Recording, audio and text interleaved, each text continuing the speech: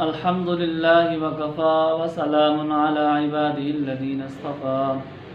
أما بعد فأعوذ بالله من الشيطان الرجيم بسم الله الرحمن الرحيم رب اشرح لي صدري ويسر لي أمري واحلل عقدة من لساني يفقهوا قولي وما توفيقي إلا بالله عليه توكلت وإليه أنيب إن الله لا يستحيي أن يضرب مثلا ما بعوضة فما فوقها فأما الذين آمنوا فيعلمون أنه الحق من ربهم وأما الذين كفروا فيقولون ماذا أراد الله بهذا مثلا يضل به كثيرا ويهدي به كثيرا وما يضل به إلا الفاسقين الذين ينقضون عهد الله من بعد ميثاقه ويقطعون ما أمر الله به أن يوصل ويفسدون في الأرض اولئک هم الخاسرون۔ بے شک اللہ تعالیٰ نہیں شرم محسوس کرتے یہ کہ بیان کرے مثال مچھر کی یا اس سے بھی زیادہ کسی حقیر چیز کی۔ بس بہرحال وہ لوگ جو ایمان لائے بس وہ جانتے ہیں کہ بے شک یہ حق ہے اور اس کے رب کی طرف سے ہے۔ بہرحال وہ لوگ جنہوں نے کفر کیا بس وہ کہتے ہیں کہ کیا ارادہ کیا اللہ تعالیٰ نے اس مثال کو بیان کرنے کے ساتھ، گمراہ ہوتے ہیں اس کے ذریعے بہت زیادہ اور ہدایت پاتے ہیں اس کے ذریعے بہت زیادہ، اور نہیں گمراہ ہوتے اس مثال کے ذریعے مگر فاسق لوگ، وہ لوگ جو توڑتے ہیں اللہ تعالیٰ کے عہد کو اس کو پختہ کرنے کے بعد اور قطع رحمی کرتے ہیں ان لوگوں سے جن کے ساتھ اللہ تعالیٰ نے جوڑنے کا حکم دیا اور فساد مچاتے ہیں زمین میں، یہی وہ لوگ ہیں جو خسارہ اٹھانے والے ہیں۔ گزشتہ آیات میں قرآن کریم کی حقانیت کو ثابت کرنے کے لیے منکرین کو چیلنج کیا گیا۔ جب وہ چیلنج کا مقابلہ نہ کر سکے تو انہوں نے قرآن کریم میں اعتراضات اور شبہات ظاہر کرنا شروع کر دیے۔ کبھی وہ کہتے کہ یہ کیسا قرآن ہے کہ جس کے اندر کبھی مکھی کی مثالیں دی جاتی ہیں، کبھی مچھر کی مثالیں دی جاتی ہیں اور کبھی مکڑی کی مثالیں دی جاتی ہیں، تو اس سے تو معلوم ہوتا ہے کہ معاذ اللہ کہ اللہ تعالیٰ کا کلام نہیں ہے۔ حالانکہ یعنی جس طرح انہوں نے اعتراض کیا اسی انداز سے اس کا رد کیا گیا۔ ان کے اعتراض کا عنوان یہ تھا کہ محمد صلی اللہ علیہ وسلم کے خدا کو شرم نہیں آتی کہ وہ کبھی مکھی کی مثالیں بیان کرتے ہیں، کبھی مچھر کی مثالیں بیان کرتے ہیں، کبھی مکڑی کی مثالیں بیان کرتے ہیں۔ تو اللہ تعالیٰ نے ان کے اس رد کو رفع کرنے کے لیے، اعتراض کو دفع کرنے کے لیے، رفع کرنے کے لیے اللہ تعالیٰ نے قرآن کریم میں ارشاد فرمایا ان اللہ لا یستحیی ان یضرب مثلا ما بعوضۃ فما فوقها، کہ بے شک اللہ تعالیٰ نہیں شرم محسوس کرتے یہ کہ وہ بیان کریں مکھی کی مثالوں کو یا اس سے بھی اوپر کسی حقیر چیز کے بیان کرنے کو، کیونکہ بات مثال اس لیے دی جاتی ہے تاکہ بات اچھی طرح ذہن نشین ہو جائے اور بات سمجھ آ جائے۔ اب ضروری نہیں ہے کہ مثال جو ہے وہ دینے والے کے مطابق ہو۔ اب منکرین و مشرکین کا یہ اعتراض کرنا یہ ان کی اپنی ناسمجھی اور اپنی بے وقوفی کی دلیل ہے۔ آگے فرمایا فَأَمَّا الَّذِينَ آمَنُوا فَيَعْلَمُونَ أَنَّهُ الْحَقُّ مِنْ رَبِّهِمْ وَأَمَّا الَّذِينَ كَفَرُوا فَيَقُولُونَ مَاذَا أَرَادَ اللَّهُ بِهَذَا مَثَلًا، وہ لوگ کہ ایسے لوگ شکوک و شبہات کرتے ہیں کہ جن کے دل و دماغ کفر کی وجہ سے ان کے سوچنے سمجھنے کی صلاحیت مفقود ہو چکی ہے۔ یعنی ایسے لوگ جو ہے شکوک و شبہات پیدا کرتے ہیں کہ جن کے دلوں میں کفر کی وجہ سے سوچنے سمجھنے کی صلاحیت مفقود ہو چکی ہے، لیکن جو ایمان والے ہیں، اللہ پر ایمان لاتے ہیں، اللہ کے رسول پر ایمان لاتے ہیں اور اللہ تعالیٰ نے جو کتاب نازل کی ہے اس پر بھی ایمان لاتے ہیں اور اللہ آپ صلی اللہ علیہ وسلم کی باتوں کو سچے دل سے تسلیم کرتے ہیں، تو جب ان کے سامنے قرآن کریم میں کوئی مثال بیان کی جاتی ہے تو وہ اس پر اعتراض نہیں کرتے، بلکہ وہ اس کے اندر اپنا مقصد تلاش کرنے کی کوشش کرتے ہیں اور اس کے معنی میں غور و فکر کرتے ہیں۔ لیکن جن کے دلوں میں گمراہی کی تاریکی چھائی ہوئی ہے، جن پر گمراہی چھائی ہوئی ہوتی ہے، تو وہ ہمیشہ اس ٹوں میں رہتے ہیں کہ کہیں نہ کہیں کسی طریقے سے قرآن کریم میں کوئی عیب نکالا جائے۔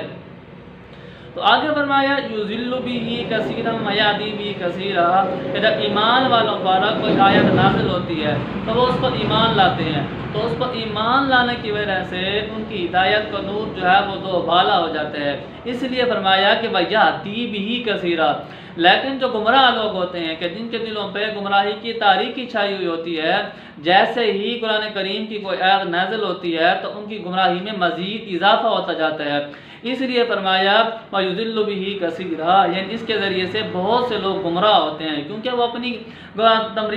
گمراہی کی تاریکیوں کے دلوں پر چھائی ہوئی ہوتی ہے۔ اسی وجہ سے جیسے جیسے قرآن کریم نازل ہوتا ہے تو ان کی گمراہی کی تاریکی بڑھتی جاتی ہے۔ آگے فرمایا وَمَا يُضِلُّ بِهِ إِلَّا الْفَاسِقِينَ، کہ نہیں گمراہ ہوتے مگر وہی فاسق لوگ، یعنی ان مثالوں کے ذریعے سے وہی لوگ گمراہ ہوتے ہیں، وہی لوگ جو ہے راہ راست سے ہٹتے ہیں کہ جن کے دلوں میں سیاہی چھائی ہوئی ہوتی ہے، اور وہ ان مثالوں سے اپنا یعنی کہ اللہ تعالیٰ کی عظمت کو جاننے کے بجائے ان کے دلوں میں گمراہی چھائی جاتی ہے، کیونکہ ان کا حق تلاش کرنے کی عادت ہی نہیں ہوتی۔ اس لیے فرمایا کہ نہیں گمراہ ہوتے مگر فاسق لوگ۔ یہاں پر جو ہے فاسق کا لفظ خاص کافروں کے لیے استعمال کیا گیا ہے، ورنہ قرآن کے اندر فاسق کا لفظ کافر اور گناہ گار مومن دونوں کے لیے استعمال ہوا ہے۔ آگے فرمایا الذین ینقضون عہد اللہ من بعد میثاقہ ویقطعون ما امر اللہ بہ ان یوصل ویفسدون فی الارض۔ اس آیت کے اندر منافقین و منکرین کی 3 خصلتیں بیان کی گئی ہیں۔ پہلی خصلت یہ ہے کہ وہ اللہ تعالیٰ کے اس عہد کو توڑتے ہیں جو عہد انہوں نے پہلے کیا ہوا ہے۔ عالم روا کے اندر ہر انسان نے اللہ رب العزت کے ساتھ عہد کیا تھا، دنیا میں آنے کے بعد اس عہد کو بھول گیا، پھر لیکن جب انبیاء نے پیغمبروں نے اس عہد کی یاد دہانی کرائی، تنبیہ کرائی، اس یاد دہانی اور عہد کے باوجود اگر کوئی اس کا انکار کرتا ہے تو گویا وہ اللہ تعالیٰ کے الست بربکم والے عہد کو توڑنے والا ہے۔ چنانچہ کافر مشرکین بھی اللہ تعالیٰ کے عہد کو توڑنے والے ہیں۔ دوسری خصلت یہ بیان فرمائی کہ جن تعلقات کو اللہ تعالیٰ نے بحال کرنے کا حکم دیا، یعنی وَيَقْطَعُونَ مَا أَمَرَ اللَّهُ بِهِ أَن يُوصَلَ، اس کے اندر اللہ تعالیٰ نے جن تعلقات کو بحال کرنے کا حکم دیا وہ ان کو توڑنے کی کوشش کرتے ہیں، ختم کرنے کی کوشش کرتے ہیں۔ ان تعلقات کے اندر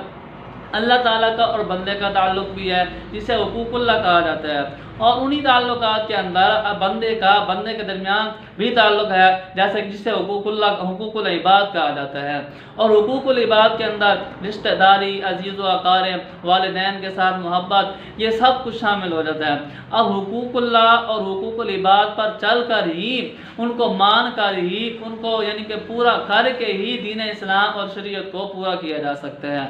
تیسری خصلت یہ ارشاد فرمائی کہ وہ زمین میں فساد مچاتے ہیں، وَيُفْسِدُونَ فِي الْأَرْضِ، کہ زمین میں فساد مچاتے ہیں۔ اب فساد ظاہری بھی ہو سکتا ہے اور باطنی بھی ہو سکتا ہے۔ ظاہری فساد تو یہ ہے کہ وہ جو ہے